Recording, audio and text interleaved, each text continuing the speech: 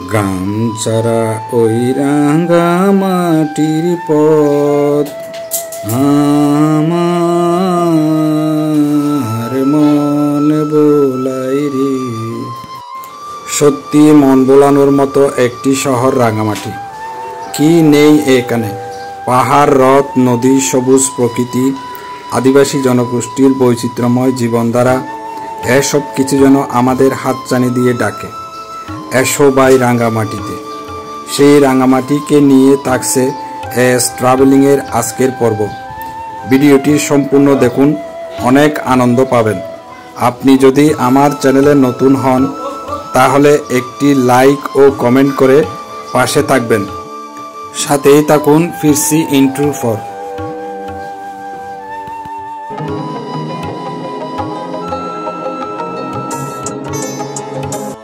রাঙামাটি বাংলাদেশের দক্ষিণ পূর্ব অঞ্চলে অবস্থিত একটি পার্বত্য জেলা। এটি চট্টগ্রাম বিভাগের অন্তর্গত এবং পার্বত্য চট্টগ্রামের 3টি জেলাগুলোর মধ্যে একটি। অন্যান্য 2টি জেলা হল বান্দরবন ও খাগড়াছড়ি। রাঙামাটির প্রাকৃতিক সৌন্দর্য, নৈসর্গিক পাহাড়, লেক এবং ঐতিহ্যবাহী আদিবাসী সংস্কৃতির জন্য বিখ্যাত। এর ভৌগোলিক অবস্থান হচ্ছে উত্তরে খাগড়াছড়ি জেলা, দক্ষিণে বান্দরবন জেলা, পূর্বে ভারতের মিজোরাম রাজ্য, পশ্চিমে চট্টগ্রাম ও খাগড়াছড়ি জেলা। রাঙামাটি জেলা 10টি উপজেলা, 15টি থানা, 4টি পৌরসভা এবং 49টি ইউনিয়ন নিয়ে গঠিত। প্রধানত উপজেলাগুলো হল রাঙামাটি সদর, কাপ্তাই, রাজস্থলী, বিলাইছড়ি, জুরাছড়ি, বাগাইছড়ি, বরকল, লংগদু, নানিয়ারচর, কাউখালী ইত্যাদি। 2022 সালের হিসাব অনুযায়ী রাঙামাটির মোট জনসংখ্যা প্রায় 6 লক্ষ। এখানে বিভিন্ন জনগোষ্ঠীর লোক বাস করে। বাঙালিদের পাশাপাশি আদিবাসী জনগোষ্ঠী যেমন চাকমা, মারমা, ত্রিপুরা, তঞ্চঙ্গা, পাঙ্কো, লুসাই, খুমি, চাক, ম্রো ইত্যাদি সম্প্রদায়ের বসবাস রয়েছে। এদের কেউ বাংলা, কেউ চাকমা, মারমা, ত্রিপুরা ও অন্যান্য ভাষায় কথা বলে। প্রাকৃতিক সৌন্দর্যমণ্ডিত ও দর্শনীয় স্থানের মধ্যে রয়েছে কাপ্তাই লেক, যা বাংলাদেশের বৃহত্তম কৃত্রিম লেক। এটি 1960 সালে কর্ণফুলী নদীর উপর কাপ্তাই বাঁধ নির্মাণের ফলে সৃষ্টি হয়। এটি একটি জলবিদ্যুৎ কেন্দ্রও বটে, যা নৌকা ভ্রমণ, মাছ ধরা ও প্রাকৃতিক সৌন্দর্য উপভোগের একটি জনপ্রিয় স্থান।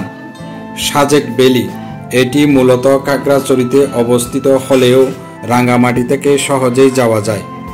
মেঘের রাজ্য বলে পরিচিত, যা পর্যটকদের কাছে অত্যন্ত আকর্ষণীয়।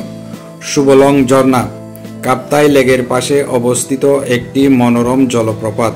বর্ষাকালে এই ঝর্ণার সৌন্দর্য দ্বিগুণ হয়ে যায়। রাজবন বিহার, একটি বৌদ্ধ ধর্মাবলম্বীদের প্রধান উপাসনালয়। প্রতি বছর এখানে বহু পুণ্যার্থী ও পর্যটক ভ্রমণে আসে। পোড়াকাঠের ব্রিজ বা হ্যান্ডি ব্রিজ নামে পরিচিত ব্রিজটি রাঙামাটি শহরের অন্যতম আকর্ষণীয় স্থাপনা, যা দেখতে ছবির মতো সুন্দর।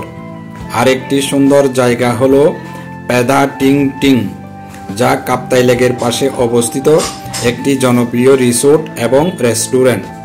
রাঙামাটির অর্থনীতি প্রধানত কৃষি, মৎস্য, পর্যটন এবং বনজ সম্পদের উপর নির্ভরশীল। এখানে প্রধানত জুম চাষ প্রচলিত, যা আদিবাসী জনগোষ্ঠীর প্রধান জীবিকা।